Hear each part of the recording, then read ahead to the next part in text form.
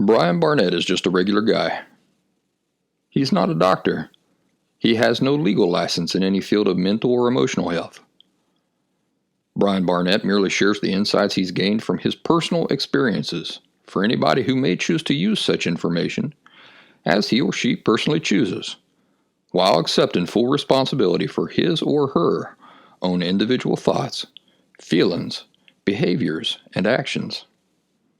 Brian Barnett assumes no responsibility whatsoever for anybody's individual choice to expose himself or herself to any information that Brian Barnett shares, and by listening to this program, you're acknowledging that you, and only you, are responsible for your own thoughts, feelings, and actions.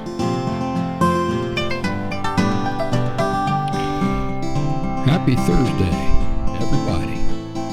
Welcome back to the Last Symptom Podcast. I'm Brian Barnett, the creator and host of The Last Symptom.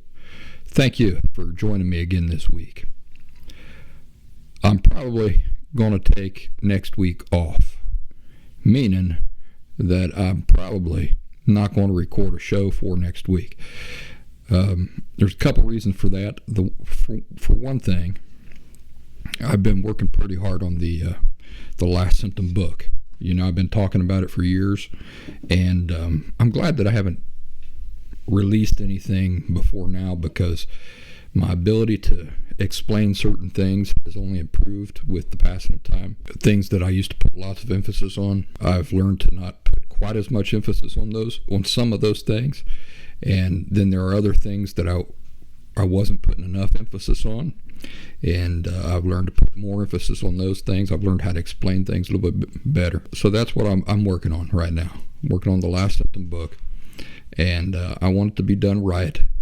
It's very hard for me to concentrate on writing the book when I need to develop an outline for the show every single week. You know, as soon as you folks see a show on Thursdays or Fridays, you know, whenever it comes out, I'm already thinking about what are we going to talk about next week, and I'm already making notes and stuff like that, and that goes on through the weekend a lot of times, Monday, Tuesday, Wednesday even, and it takes up a lot of my time and attention. Not only that, this show, takes up a lot of my time and attention. It's not just me sitting down and talking to you spur of the moment, you know, on a Wednesday night or Thursday.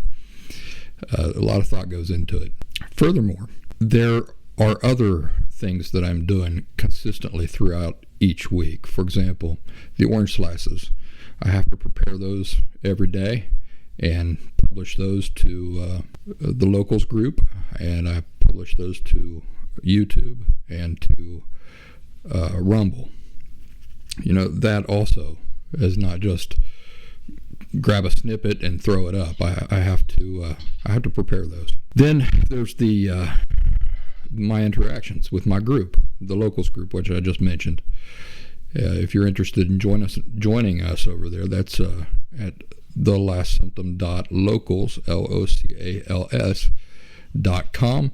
You can also download the locals.com app right from the App Store and search for The Last Symptom by Brian Barnett. You can join us that way. You're welcome to join us. We'd love to have you over there. But, you know, my interactions with the group, that's something that I've obligated myself to do every day. Everyday check-ins, providing a steady stream of content there. Everything kind of revolves, though, around this show. It is the meat and taters of what I do. So I think if I just give myself a break next week and I don't do a show for next week, well, then that will loosen up my schedule for the entire week, and I'll be able to concentrate completely on the book.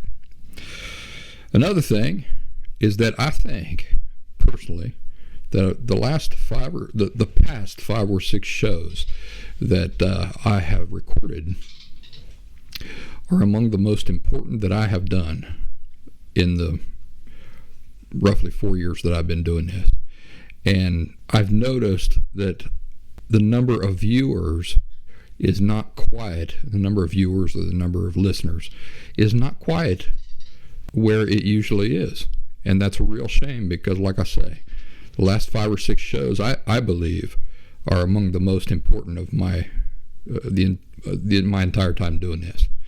So taking a week off would be good to allow people to catch up a little bit to where we're currently at. Let's do the announcements just real brief here. TheLastSymptom.com.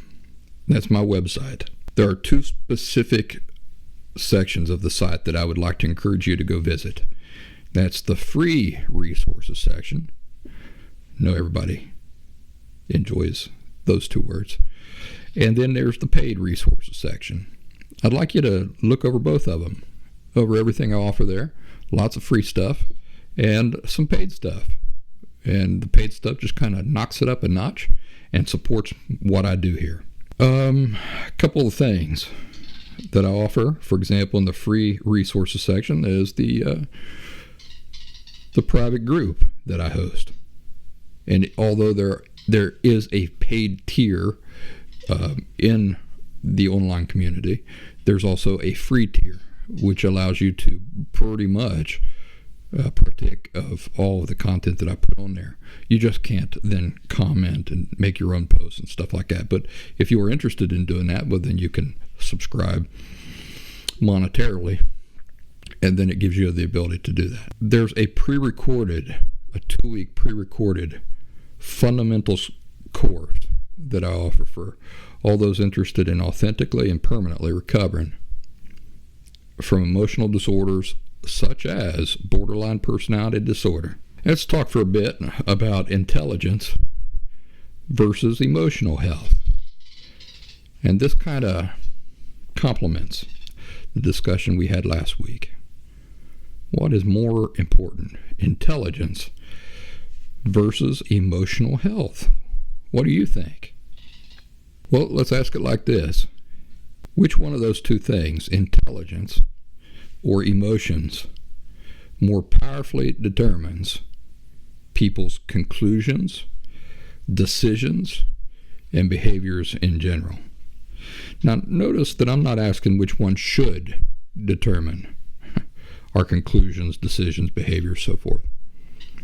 Rather, what I'm asking is which one does more greatly determine people's conclusions, decisions, and behaviors in the real world. When you just look out at the world, which one do you see moving the world in one direction or another? Is it intelligence or is it emotion? Observing the world in both big ways and in small ways, there are real-life examples to study and analyze on this topic literally every single day. You pick up the news, and not just the stories that in the news reflect this, but the quote-unquote journalists themselves are reflective of this. We're going to talk about that in a little bit. Journalistic integrity. That used to be a thing, theoretically. I don't know if it ever was. I just know it's not a thing today, for the most part. And what explains it? What explains it? Is what explains it a lack of intelligence? Is it that journalists, got to put that in quotes because I don't believe there is such a thing today. I shouldn't say that. I should not say that. I'm positive that there are honest, genuine, sincere people out there who love and respect journalism, the force that it can be, and the ethics that should shape one's approach to it. So they are out there, but they ain't working for any of the major news organizations, I'll tell you that. And if they are, they're not being allowed to apply those principles and those ethics. They're probably biding out their time so that they can get somewhere and where they're not so hampered by today's modern culture in that area, where they can, where they can get to a place where then they can do things in a way that they value. But in general, in the great majority of cases, you're not seeing quote-unquote journalists adherent to any type of true principle. Basically, it's whatever they're feeling say. However I feel, that's the angle that I'm going to take with this story, right? And if they get something wrong, they say, no, I didn't get it wrong. Didn't get it wrong. That's just your interpretation of it. There is no genuineness or sincerity in their reporting. They have a mission, even in their wording and headlines. There is a mission. Yeah, I don't want to get off too much here because a lot of this is unscripted, but look at the Supreme Court. Now, I've told you folks a lot about my buddy Jeff, real close friend of mine. I've known him for the majority of my life. And I've told you that he and I, frankly, don't see eye to eye on anything. Not on, well, let's put it this way, not on anything involving anything serious. So, I mean, we like our backpacking, we like playing cards together, we like movies. But when we start talking about serious things that involve life and the world and politics and policies and governments and stuff like that, his opinion is one thing and my opinion is the other. Now, I've told you in the past that I use that as practice. It's good for me that he and I can have a conversation and disagree on things. And how it used to be that I get so angry and I just turn into a nuclear bomb, if we disagreed long enough. It just gets so frustrating for me. And how much of that has changed for me now that I don't have borderline personality disorder anymore. I'm able to recognize, first of all, that an opinion is not a statement of truth or of reality or anything. It's just it involves discussions where I prefer things this way and you prefer things that way. And in those circumstances, there is no right or wrong, is there? When you're talking about matters of opinion, there is no right or wrong. It's just which one do you prefer? And his preferences are always the way he prefers to see a thing, interpret it, and his idea of policy and everything like that all the time. Complete opposite of mine. And so it's good practice for me to be able to have those conversations and to apply many of the thinking and the principles and the laws that I have come to embrace that are definitive of emotional health. For example, if I see that a conversation is just going to go around and around, and then I see the pointlessness of that, then I will change the subject long before I get frustrated or angry. I don't have to get frustrated or angry to know which direction that's going in. So all I have to see is the direction it's going to go. And then that's enough for me to say, well, why would I do that? Why would I do that to myself? Just make myself frustrated and angry when I see that this is a merry-go-round. So I'm going to get off this merry-go-round here, right here, before I ever feel frustrated or anything. And I'll change the subject very smoothly. And then we'll go on to talk about different things. One of the things that, one conversation I had with him one time was about the Supreme Court. And he is just sold on the idea that the Supreme Court justices of the United States are so principled that they interpret law as it is. So the letter of the law, that's all they're interested in. Now, do you believe that? Do you agree with my friend Jeff? If you do, I'd like to ask you this. Why does it matter which political party nominates each justice then to the Supreme Court?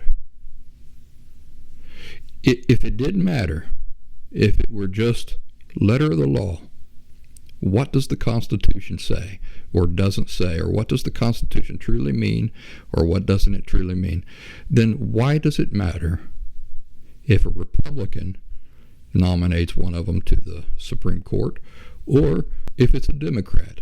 that nominates a justice to the Supreme Court? Why does it matter at all? And why does it matter when you've watched the decisions coming out of the Supreme Court here in the past decade or whatever? Why are the decisions that the Supreme Court settles on, why are they always split almost perfectly according to the ideology, the political party that president was a member of, who nominated them there? Have you noticed that? If it don't matter, if these people, they're so elevated and so high above us and so beholden to an elevated form of intelligence than we are, why are these things all true? Well, it has a lot to do with the conversation we're having this week, ain't it? Doesn't it? Which one matters the most? Intelligence or feelings?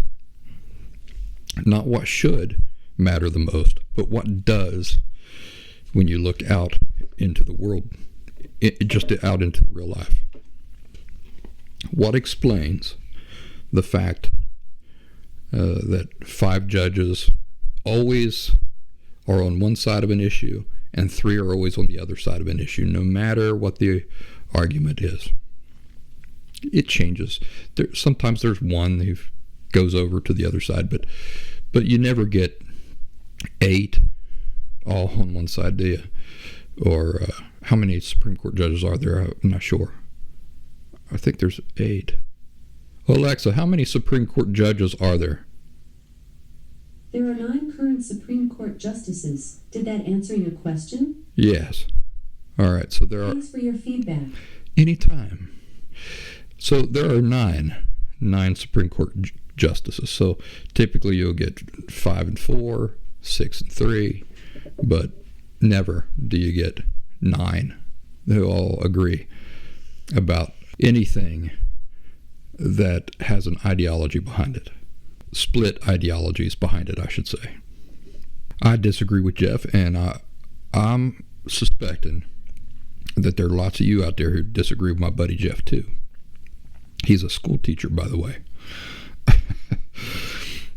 So that's just one example that we have, real life example that we can look at in the news every day to see people more beholden to their feelings than to intellect.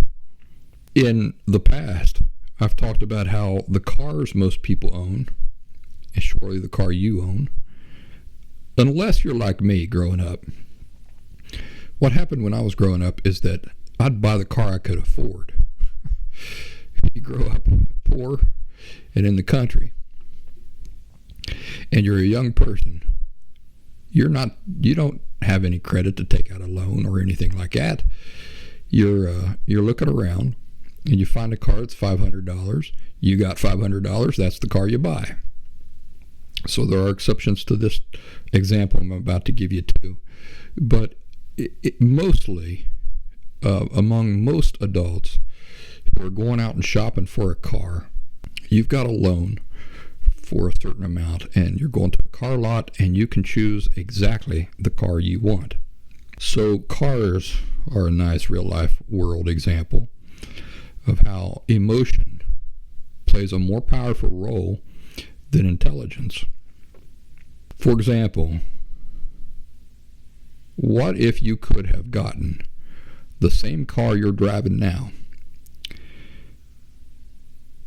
and paid $3,000 or $4,000 less than what you did pay for it? But here's the kicker. You would have had to have accepted a paint job in your least favorite color. Would you have done it? So the same car you're driving right now, whatever color that is, but now let's say that it was painted in your least favorite color, and yes, same car, same everything, you could have got it for $3,000 less. Now, I'm throwing out that number, $3,000. But does it matter? When we're talking about intellect and logic, not intellect and logic, if the car were $20 less, if you could save $20, and we're just talking about intellect here, intellectually, logically, you could get the same car for $20 less, but it would be in your least favorite color. It's painted in your least favorite color. Would you do it? Well, the reason why I didn't pick $20 was because it's not extreme enough for the point to be made. So let's say $3,000. Would you do it now? Isn't that interesting? Isn't that interesting if you think about it? That the car, if we're just talking about intellect, pure intellect and logic, and we're talking about a car that runs exactly the same, intellectually and logically, if there's no emotion attached to it at all, if the car costs $20 less, but it's in the color that you hate, but you're only going by intellect, you would buy the car, even if you're only saving $20, if intellect is all we are talking about. But you wouldn't, would you? You'd say, it's easily worth me paying $20 more to get the same car in the color I do like. But there's some things to consider here. Does the color of the car affect its performance? Does that affect the way the car drives, its ability to get you from point A to point B, the way that the radio works, the air conditioning, and all that stuff? No. In most cases, the color is completely irrelevant, ain't it? But fellas, what if you're shopping for a brand new pickup truck and you come across the pickup truck that you just love? It's in just the right color that you like, has all the features you just love, but the dealer tells you that he has another one just like it, and that he'll sell you this other one for $5,000 less. The only difference is that this other pickup truck is painted hot pink, and it's got images of Justin Bieber's face painted all around the body. So this beautiful, big old lifted pickup truck, hot pink, pictures of Justin Bieber's face painted into the paint job all around. Would you buy the Justin Bieber truck for the $5,000 savings? I wouldn't. I wouldn't do it. Why wouldn't I? If the truck drives exactly the same, comes in exactly the same condition, has all of the exact same features, is my unwillingness to save $5,000 an intellectual decision, or is it an emotional decision? Interesting, ain't it? Interesting thought experiment. So, you know the answer. It's entirely emotional. I emotionally can't bear the thought of driving around with Justin Bieber's face all over my truck in hot pink, even though the truck, what matters, the things that truly matter intellectually, are all there. I wouldn't even pay. I don't think I would buy that truck if I saved $10,000 or $20,000. I don't think I'd buy that truck. Would you? That is how powerful my emotions are in that situation. As logical as I like to believe I am, as smart as I like to believe I am, that's a really dumb deal to pass up just because you don't like the color of the thing. Now, the reason why I didn't say would you do it for $20,000 less or $10,000 less? Is because I knew that some of you would say, yeah, I'll do that, because then I'll just take it somewhere and get it repainted and still save money. So I had to come up with a scenario that would exclude that as an option to make my point. But you get the point, right? And again, I go back to the fact that even if you could save $10, the only reason that you would not do that would be for emotional reasons, not for intellectual reasons. $10 is $10. You're still saving the $10. The truck or the car drives exactly the same and all that. Now, in some ways, the color of a car does affect its function. But even this can be used to illustrate the point that we're making here today. It can be used to reveal how logic goes right out the window when confronted with feelings. For example, back home when I was growing up, the last thing anybody needed to be driving on our road was a white car. Why? Because we lived on an old country dirt road. For years, it was literally dirt and mud. The county come through, started putting gravel down, and they did that for so many years that now it's a compacted gravel. But still, what happens on those type of roads is that in the summertime, when the heat and the humidity is just super hot, cars driving up and down that old country road kick up lots of dust. In fact, if you look at the trees, just all the trees, all the forest along the side of the road, down those old country roads, they, in the summertime, are just plastered in dust. And that's a real problem growing up, because most of our cars didn't have no air conditioners, and so you'd be dying to have the windows down, but you could not put the windows down. Mother wouldn't let us put down the windows because we're flying down those roads 60 miles an hour.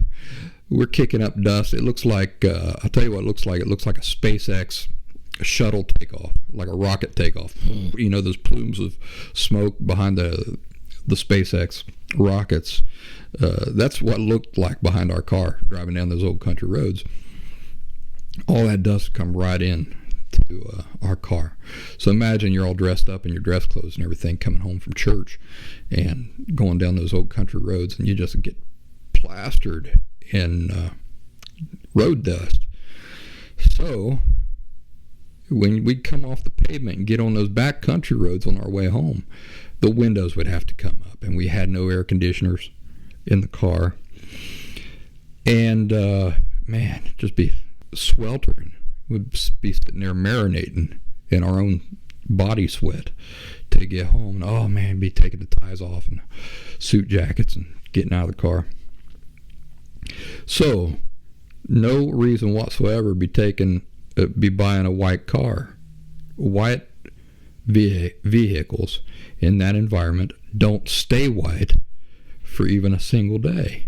I'm not kidding. No point in washing your car unless you want to go down the road after a rain. But then you got to drive 2 miles an hour. I ain't kidding, because you don't want to kick up any mud. You don't want to get your brand new washed car all muddy. You wash your car and then it's covered in filth before the day's even done.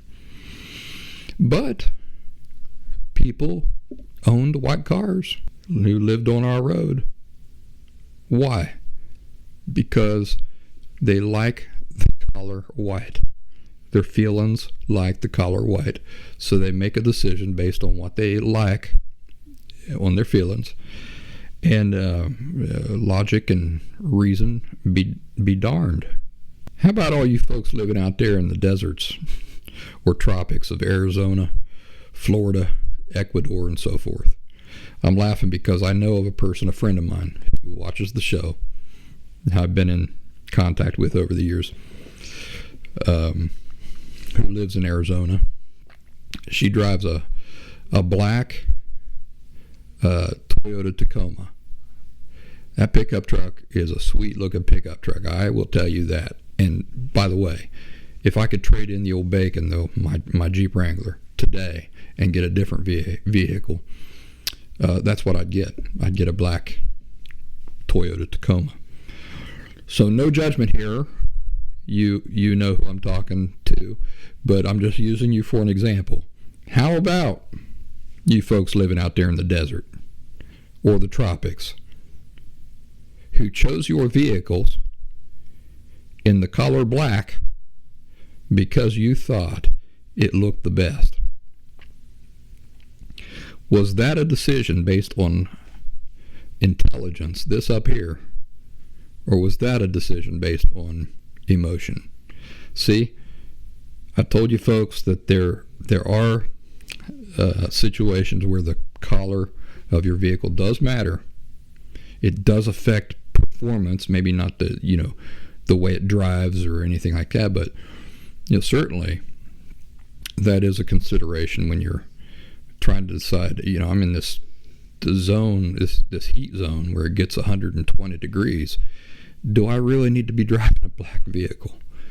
A white vehicle would make much more sense in that scenario, wouldn't it? If I don't live on a country dirt road. But we don't choose, in most cases, our vehicles or the color of our vehicles on logic, do we? Because if you could save $20 or $5,000 on your least favorite color and have the exact same vehicle, you wouldn't do it. You'd say, $5,000, I'm already spending $35,000 or $40,000. Well, listen, that was before pandemic prices. We're probably talking about, I don't know what cars cost right now. I hear that they're just out the roof with inflation and everything. So you're probably talking about, I'm going to make a guess, $60,000 for a car that used to be $35,000.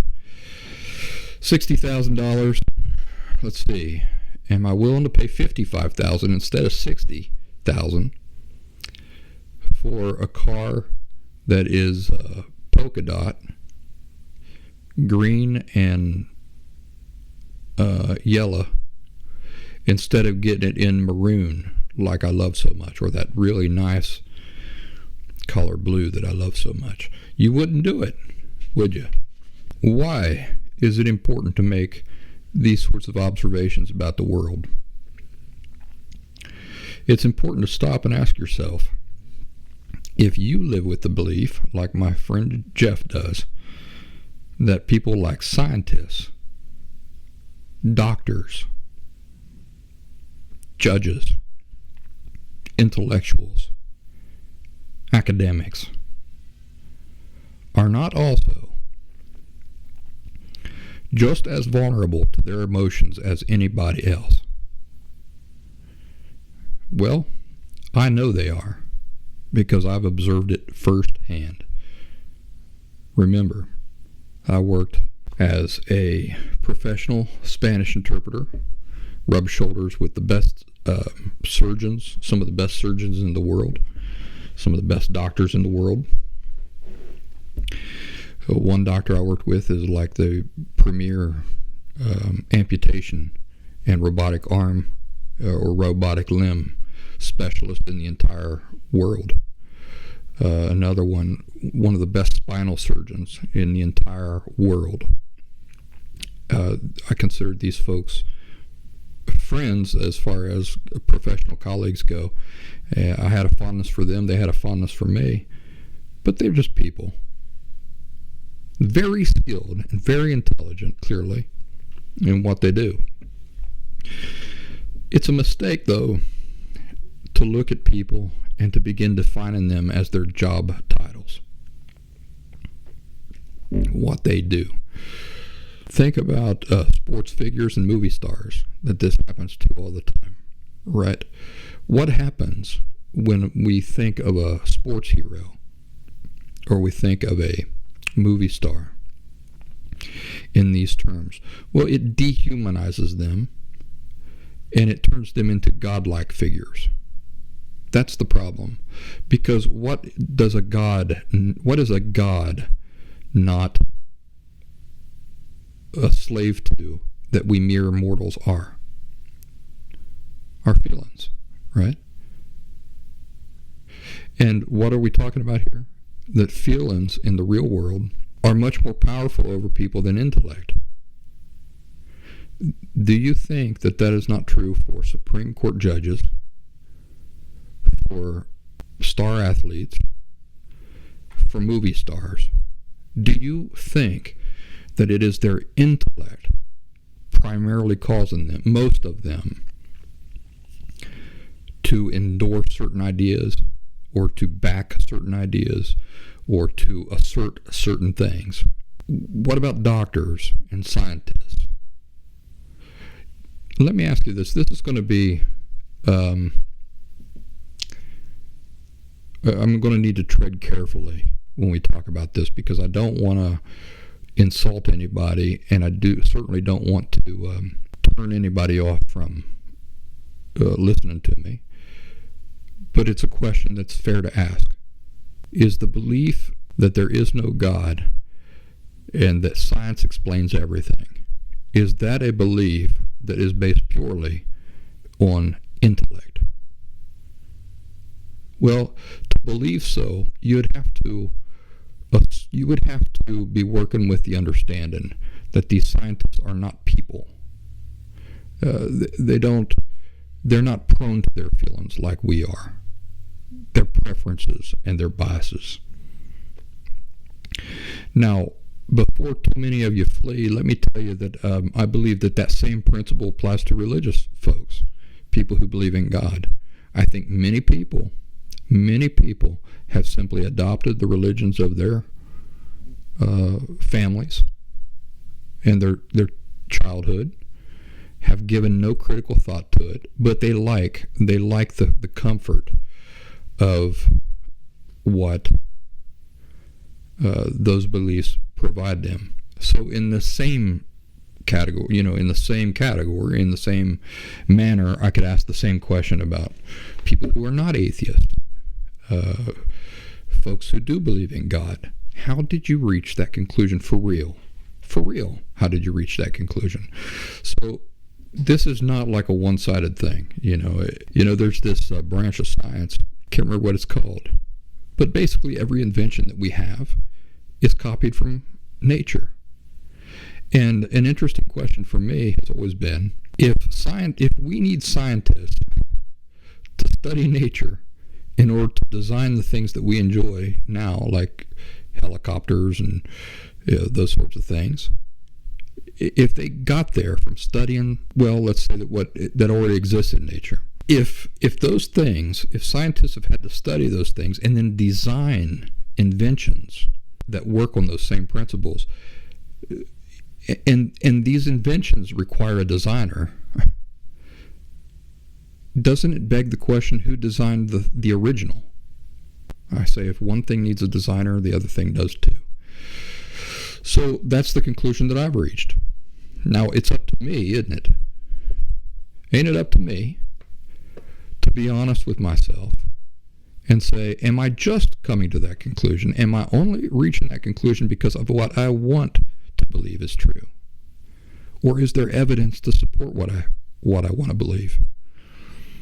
And then really taking the time to try to disconnect myself from my preferences and just look at the evidence. Are scientists, because of the scientific method, sometimes somehow immune? No, it's still their obligation to do exactly the same thing. Now, there are two different questions here. There's the question of what the obligation is, and are you willing to do it? Right? What does that require? It requires genuineness and sincerity. In my personal life, I really do try to set aside my feelings and analyze a thing honestly and genuinely. I think I've told you in the past, I want to see the truth no matter what. I want to see it whether it tickles my funny bone or it don't. And when I talk to people, the type of conversations that I really value with other people are people who I perceive are doing the same thing. Whether they reach the same conclusions or not is irrelevant to whether or not I respect them and how they reach their conclusions. Let me tell you about being an interpreter, a professional interpreter. Here is the code of ethics that governs professional interpreters. Now, this don't matter if you're a school interpreter, a political interpreter, a medical interpreter, which is what I was, or a legal interpreter. It doesn't matter what category of interpreter you are. The code of ethics applies to all interpreters. The fundamental principle at the root of the code of ethics for professional interpreters is this. Imagine the bridge of the Enterprise on Star Trek, right? Captain Kirk, Spock, the Enterprise. Do you remember that when they would, like the Klingons would be calling them, so they bring up the Klingons on the big screen. I don't remember what they called it. And I'm not a big Trekkie. I love the movies and I love the lore and everything, but I'm not a big nerd about it. But you remember the old show. So they would, the screen would come on and there would be the Klingon. He'd start talking to Kirk. And then, but was Kirk hearing? No, he wasn't hearing that. He was hearing perfectly understandable English coming out of the display, wasn't he? Why was that? Well, the Klingons speak Klingon. So it's not that Kirk is a linguist. They had a computer on the bridge of the Enterprise. And that computer would take what the Klingons were saying and translate that or interpret that into perfect English so that Kirk and the other members on the bridge could understand what was being said.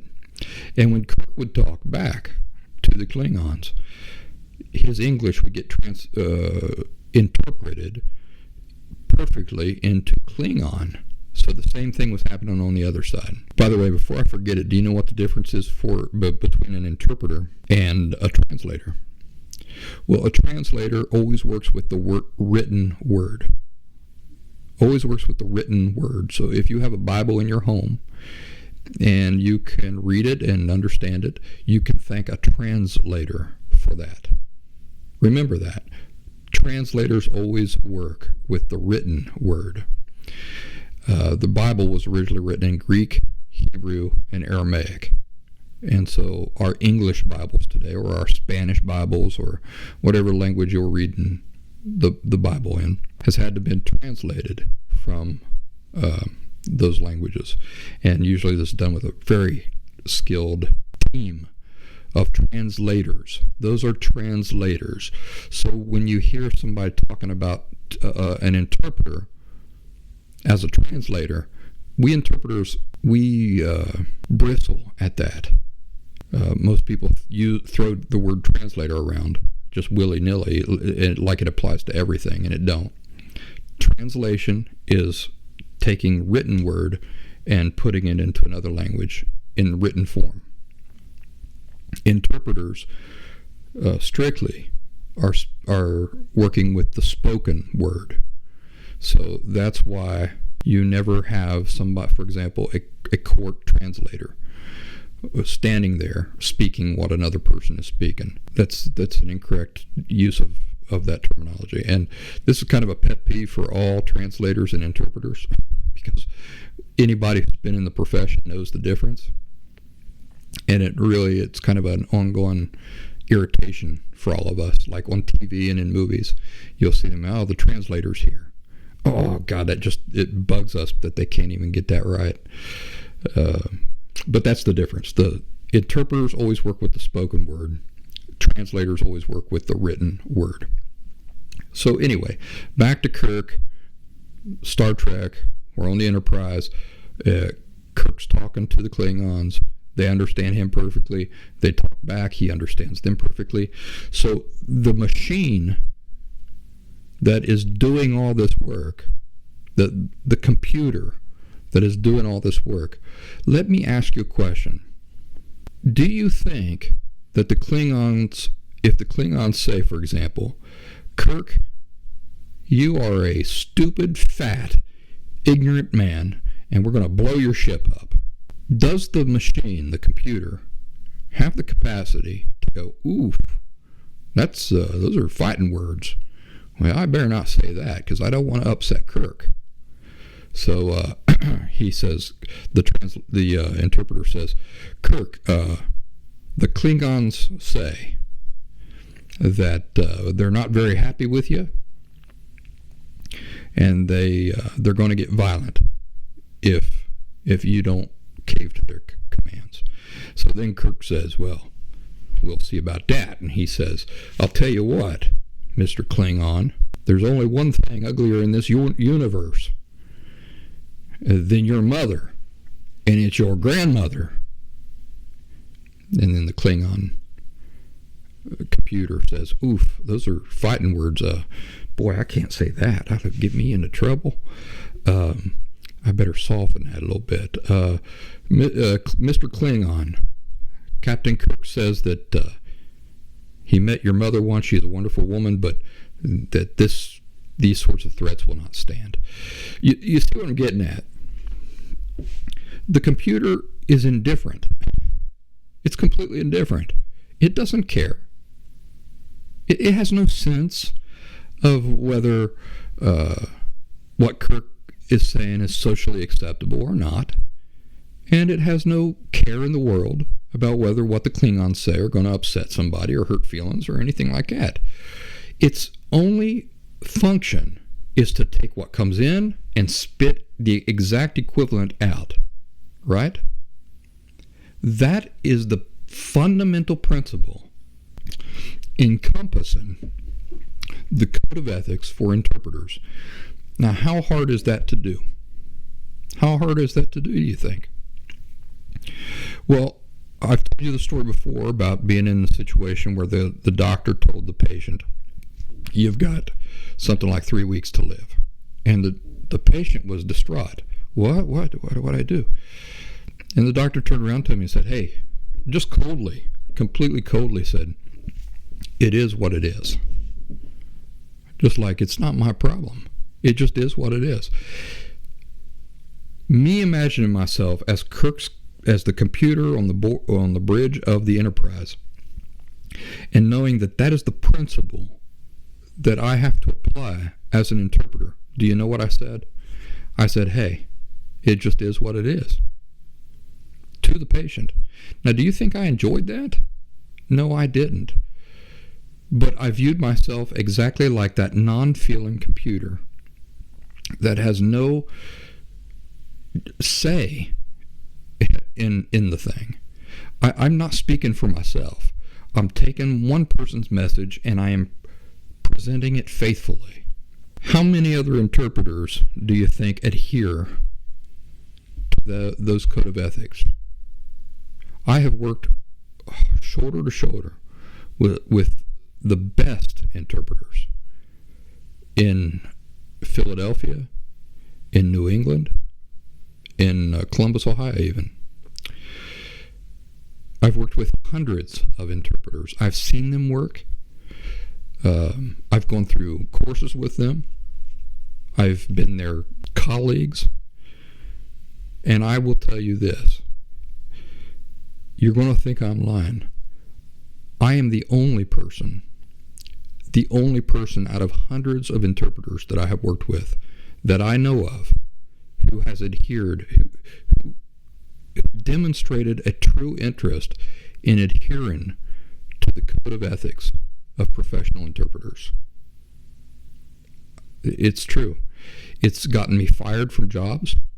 There was one hospital in Philadelphia. I can't mention it because they'll sue me. They've threatened to in the past. They're right in Center City, Philadelphia. Great big teaching hospital. I was in there one day interpreting for a patient. There was an Indian resident doctor who was doing rounds that morning. Went in to speak to the patient. She's talking amongst her students, her other doctors, at the foot of the bed of this patient, and I'm interpreting every single thing, just like that machine on the bridge of the Enterprise would do, right? It wouldn't say, well, I better leave this out. well, I better include this, better leave this out. Nope. If you're in that range, then everything gets interpreted. Every every what, every everything. And that is how I worked. Do you think that my bosses appreciated that about me? No, they didn't. They did not appreciate that about me. Most of them. Most of them were looking for reasons to get rid of me because it was problematic. It was problematic that I held so fast to the code of ethics for professional interpreters. So in this situation that morning in this hospital in Center City, Philadelphia, that I'm not allowed to mention because they'll sue me, this doctor told me, she got upset with me, this Indian doctor. She says, "What are you doing?" I said, "Doctor, I'm the interpreter. My sole purpose for being here is to interpret everything that is said around this patient." "Well, I don't want you to do that." I said, "Then I'd recommend you go outside in the hallway to have this conversation." Well, she's too arrogant and proud to do that, so she's not going to do that. So she starts talking again, and I start interpreting again. And she got angry at me, and she started cursing at me and telling me what she thought of me. And I interpreted that for the patient too. Thing is, she's talking about the patient like the patient's not there. And my job as a professional interpreter is to put every patient, every every Spanish-speaking patient on the same ground as if you yourself were lying in that bed, could understand everything that was being said. Right? That is my job. That is the fundamental reason for my job existing. And so the doctor is standing there talking about the patient and doesn't want the patient to know what they're saying. Do you see why it's even unconscionable for me to stand there and not interpret? It's no small thing. I had to interpret what she was saying. And, she got upset about that. So I went downstairs. I reported the whole situation. We had this system set up, which is total horse pooey, because it doesn't work. It's all politics. But I went down, I reported the situation in great detail, and they fired me. They fired me for doing my job. I have never, in my almost 20 years as a professional interpreter, seen anybody who adhered to the code of ethics, other interpreters who adhered to the code of ethics like I did and valued them like I did. Why? Why not? Was it because they weren't very smart? Was it because they weren't intelligent? Was it because they didn't understand the code of ethics? No, it was because when it come down to it, their feelings won. Their feelings won. They could not bear to just stand by and be an emotionally detached observer and a performer, or perform a emotionally detached function in the scheme of the situation. They couldn't do it. They couldn't do it. We're talking about hundreds of interpreters that I've worked with. I watched them left and right of me violate the fundamental code of ethics that is supposed to guide all interpreters for the most ridiculous things. For example, when you're an interpreter, you're supposed to create the conditions that your interpretation, your work as an interpreter, is so effective and so good that a person feels empowered to act on their own behalf, just like if you spoke English and you're in an English-speaking hospital, right? If I go into the hospital and I'm sitting there and I don't know how to fill out a form, for example, what would I do? If I'm sitting there, they have asked me to fill out this form, and I'm sitting there, I don't know what to put there. Is anybody going to swoop in for me, an English speaker, and go, "Hey, let me fill that document out for you," and then take that document and then start filling it out for me? Is anybody going to do that for me? No. But if you're a Spanish speaker and you have an interpreter assigned to you, do you know what the interpreter will almost all the time do? Unless you're me, I mean, I'm sure that there are other principled interpreters out there. But do you know what 99% of interpreters will do? They will take the clipboard from you. They'll start filling it out for you. Now, does that follow the code of ethics of interpretation? It absolutely does not. It absolutely does not. In fact, it shows a complete lack of skill. You don't have the skill as an interpreter to create the conditions simply from your interpreting skill to empower the patient to feel empowered to get up and go ask somebody a question. Hey, what do I put in here? One of the hospital staff I'm talking about. You don't have that skill. So, and you feel bad, right? You feel bad that they're stuck on a question. So you can't help yourself. All your intelligence and your reason goes right out the window. You can't stand to be uncomfortable in that situation. You're going to completely betray the code of ethics. Take the clipboard, start filling out the questionnaire for the patients. I watched this over and over again over 20 years. One of the last jobs I had as an interpreter before I started this work with the last symptom was with a school district in Columbus, Ohio. In Dublin, Ohio. And I was working for a ritzy school district up there. When they interviewed me for that job, that was back in 2015. When they interviewed me for that job, they asked me what are the code of ethics. And I'm sitting at the end of a table. There's all these people from the school district on this really long table. They're all watching me. They want me to talk in Spanish for a little bit, so I talk in Spanish for a little bit.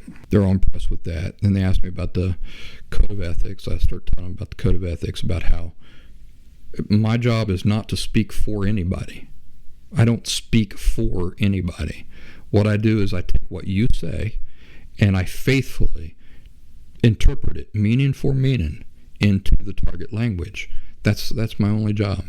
And they asked me questions like, well, what would you do if somebody said, hey, can you fill this out for me, or can you do this other thing for me? I'd say, well, I wouldn't do it because that's not my purpose. Fundamentally, it goes against my purpose for being there at all. My purpose is to give you the ability to communicate and to express yourself completely, faithfully, meaning for meaning, everything you've got to say. And that's it. Oh, they loved that. They loved that when I gave that answer. I thought they were going to stand up and applaud. Well, guess what? I got the job. You know what they wanted me to do 2 weeks later? They wanted me to teach the students algebra. No, they didn't want me to interpret for the teachers. The teachers teaching algebra. They wanted me to sit down and do the students' homework for them. To actually sit down and explain with my own words how to do algebra. Well, the joke's on them because I suck at math. But the principle of the thing is what I'm talking about here. The principle of the thing is that I'm not the teacher. I should not be acting in the role of a teacher. Why did they love it 1 second when I'm in the interview and I gave the correct answer? I'll tell you why they loved it. They loved it because they knew I got the idea of the thing, but they assumed that once I got the job, just like every single interpreter out there, and you folks who are interpreters, I hope I'm putting a heavy guilt trip on you, because you folks are pathetic. You folks who are acting as interpreters, well, let's put it this way. You folks who are filling the role of interpreters, but acting like anything but interpreters, and crossing every code of ethic line, every ethical line that you can think of because you think nobody's watching and you think it don't matter. You're wrong. You're no better than these journalists, these fake journalists, who take on the role and title of journalist very proudly and then do anything but adhere to anything resembling journalistic principle. Here's the thing. Why am I even talking about all this? I'm talking about all this to emphasize the fact that intelligence is so secondary to the world. It does not move the world. A person who's intellectually very brilliant, intellectually, meaning his or her mental functions operate at a superior level to many other people, but who is also emotionally unhealthy, what will they do? I'll tell you what they'll do. They will very easily betray intellect. In other words, it don't matter how intelligent you are. It don't matter. If you're emotionally unhealthy,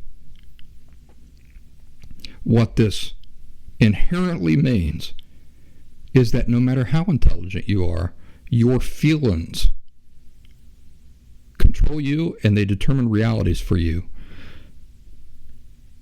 The most brilliant scientist in the world, the most brilliant intellectual in the world, will twist evidence to support whatever his or her feelings want to believe. If you're emotionally unhealthy and you love the idea of alien life, for example, it doesn't matter how intelligent you are, and it doesn't matter how many diplomas you have up on your wall. You will twist any and all evidence to support the idea of aliens. Don't believe me? Well, here's an article from the New York Post, dated April 22nd, 2022. Thought I was reading a science fiction novel here. Astrophysicist believes alien tech may have crashed into Pacific Island. I'll show for those of you who are watching this. Let's see if I can show you this.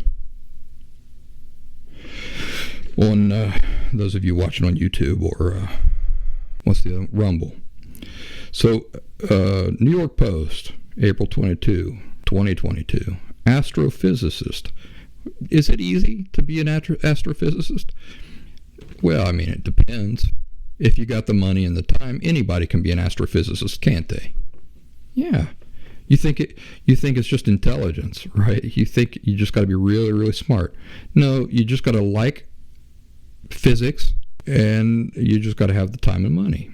A U.S. Space Command memo released last week confirmed that the object was an interstellar meteor. But Professor Loeb disagrees. Who's Professor Loeb? Well, he's the astrophysicist. He's a professor. He's an astrophysicist. Boy, that's impressive, ain't it? A top scientist is plotting a mission to find what he believes is alien technology lying at the bottom of the Pacific Ocean. What'd the picture say? Said they've already confirmed that it's an interstellar meteor. Just a meteor. But this astrophysicist, who's also a professor, ain't having none of that. No way. No, sir. He is already plotting a mission to find what he believes is alien technology lying at the bottom of the Pacific Ocean. What's his evidence that this is alien technology? His feelings. He claimed on Wednesday that the object could have been built by extraterrestrials. You know what else it could be? It could be a miniature planet that spun out of its orbit and just flew into our ocean. Another thing it could be Will Smith. Will Smith in a jet fighter plane. He could have streaked out of the heavens and flown into the ocean. It also could be a giant space octopus. It could be any of these things. The only thing separating Professor Loeb's certainty about what he thinks it is and all these other possibilities is just whatever you want to believe. Whatever your feelings want to believe the most. That's it. Do you think it's different? We spoke about the Supreme Court justices. Think it's different for them? What about scientists who have told you how life began? You think it's different for them? How about all the people out there in the media? All those fake journalists and all those people on TV. You think that intelligence is guiding them as they instruct you on what you should believe? Or is it feelings? 99% of the time, it is feelings. It determines everything. You do a scientific study. At the end of it, whatever the results are, the results just are what they are. But a person has to interpret the results. A person has to look at the results and say, well, that's what this means. Do you understand that? And do you understand that scientists never 100% agree on what those results mean? But I will tell you this, that in any field, there is a similarity. Like whatever drew people to that field in the first place, there is a similarity in that. Whatever their preconceptions and their biases are, there is a heavy leaning in one direction or another. So you say to yourself, well, the scientific method prohibits people's feelings from having an influence in the interpretation of a thing. No, it don't. First of all, yes, if the scientific method were adhered to, but what have we just established? Nobody adheres to anything. Why? Because they're people and they cannot resist their feelings. Why? Because most of the world is unhealthy and insincere. So what are you going to be? What does this encourage you to do or not do? Well, if you're like me, it encourages me to be definitely more sincere. I don't want to be some dumb slave to my feelings.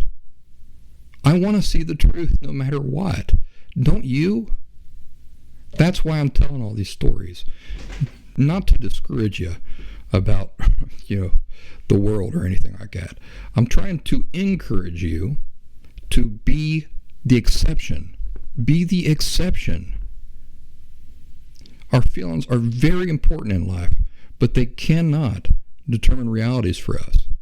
They serve a purpose that is beautiful and wonderful in life, but that purpose does not involve determining realities or blinding us to intellectual observations or to adhering to principle and things of that nature. So I'm not trying to discourage you, but remember this conversation we've had is when you look out at the world and you listen to experts and professionals and sources of information, never forget they are people. Let me ask you, is a person a scientist first or is he a person first? Because from what I see, most people look at a scientist and go, but he's a scientist. He's not a person. He's something more. He's a scientist. But that's not the truth, is it? What's the first truth? The first truth is that he's a person. He's a person. Those laws and principles apply. Whatever determines how people are, the things we're prone to, the limits that we have, that is the most important. He's a person first. And he's also a scientist, or he's an interpreter, or he's one of these other things. And guess what? Everything he interprets, everything he sciences, everything he interprets into law, it's all happening from a person. Never forget they're people, and that people overwhelmingly draw conclusions based on preferences. What are preferences? They're just our feelings. And remember that feelings will betray intellect every single chance it gets. And in an emotionally unhealthy person, this is a lot. Happens a lot. I'll never forget. Now, I don't know how you feel about Anthony Fauci. And this is not any kind of, I'm not attacked. You might think he was a hero during the pandemic. That's fine. Your opinion is not wrong. My opinions are not wrong. Nor is your opinion perfectly right, nor is my opinions perfectly right. But I will never forget, during the pandemic, him saying that any and all gatherings were absolutely unacceptable and out of the question and dangerous. But when asked point blank if the thousands of people rioting and protesting on the West Coast was dangerous as far as spread of the pandemic was concerned, what did he say? He didn't say anything. He refused to answer. He refused to answer. Why? Because the people rioting and protesting, now, like, again, I say, you might have your personal feelings about those protests and stuff, and I'm not attacking that. I'm not saying it's wrong. I'm not saying that I agree with it or disagree with it. I'm just saying that it did happen, right? It did happen, and he did refuse to answer about whether or not those could potentially be super spreader events. Why? Why would this man of science, this embodiment of science, supposedly, refuse to answer that question? Is it because he is guided purely by scientific principles? Is it because he is guided purely by intellect?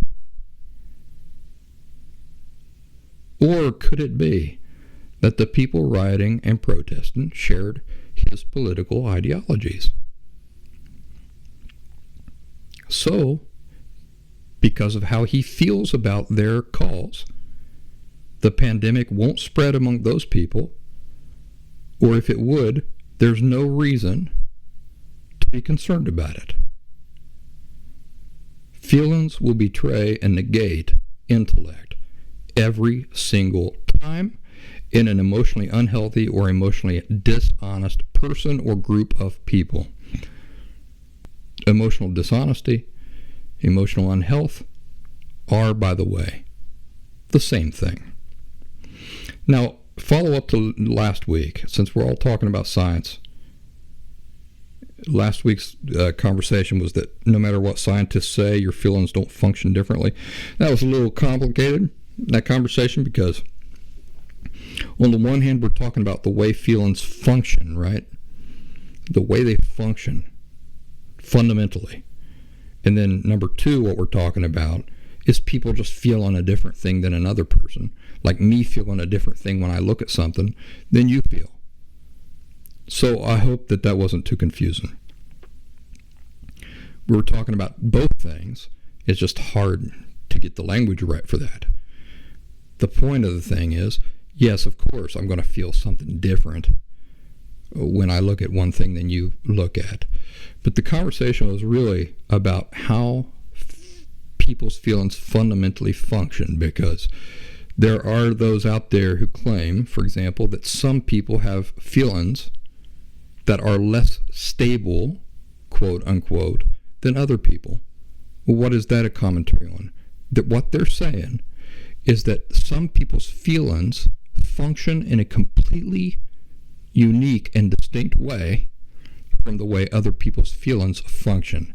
And that whole conversation last week was to discredit that. It's a complete lie.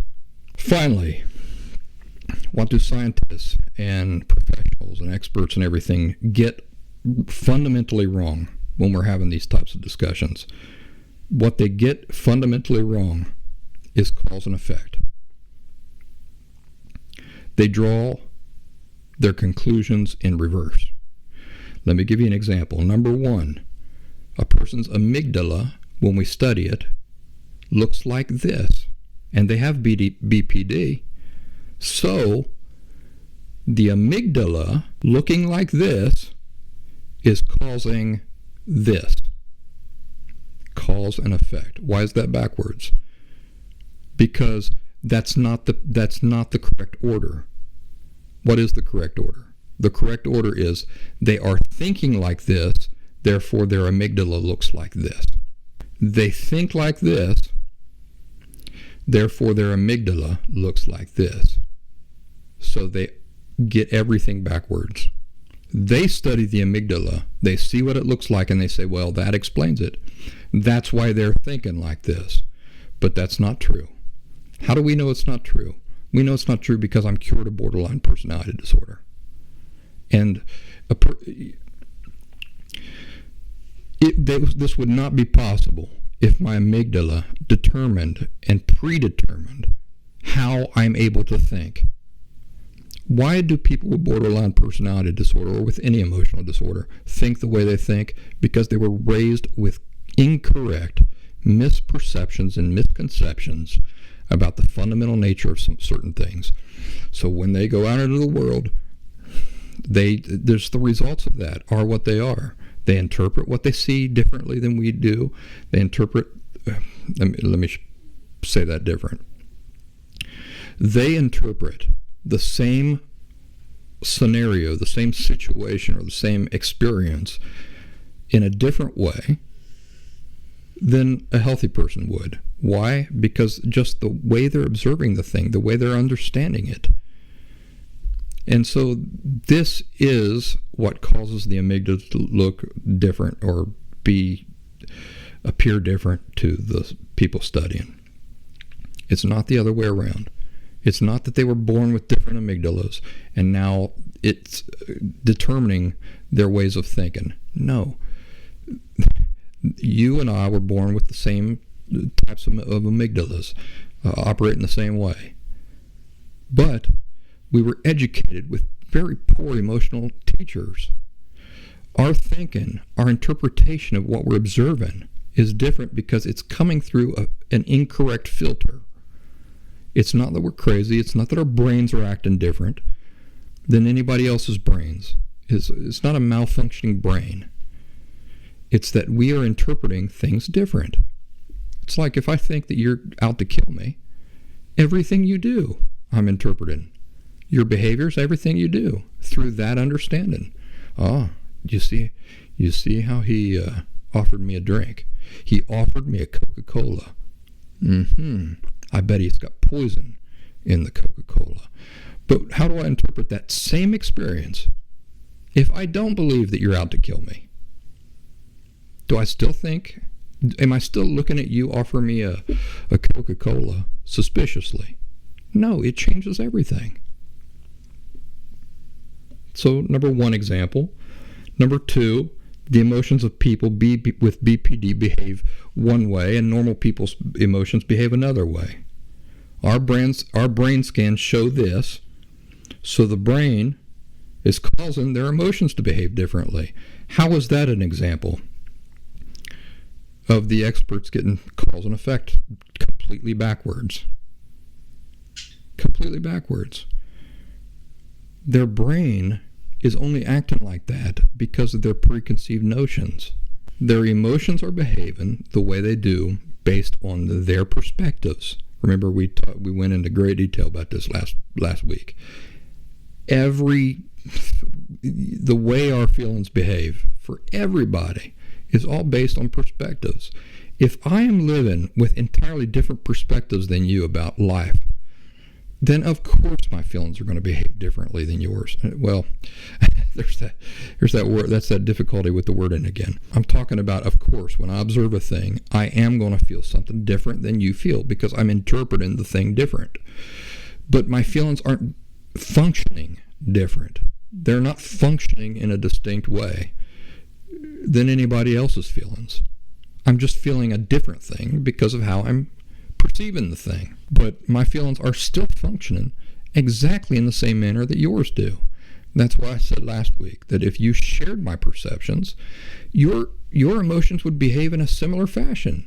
So, the emotions of people with BPD, here's what the scientists say, are behaving this way, and the brain scans show it, so it must be their brains causing them.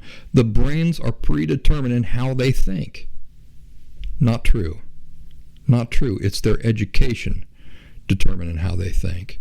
And so the brain scans just show what they show. They have cause and effect completely backwards. There I am. I've gone way over time here. I'm going to have to try to cut this down. Ladies and gentlemen, take care of yourselves. Be good to yourselves. Have a wonderful weekend. So, have a nice weekend. Take care, and I'll talk to you real soon. I love you. It's all that I can't say. Years gone by and still words don't come easily. Like I love you, but you could say, baby, baby, can I hold you tonight? Maybe if I told you the right words, at the right time, you'd be mine.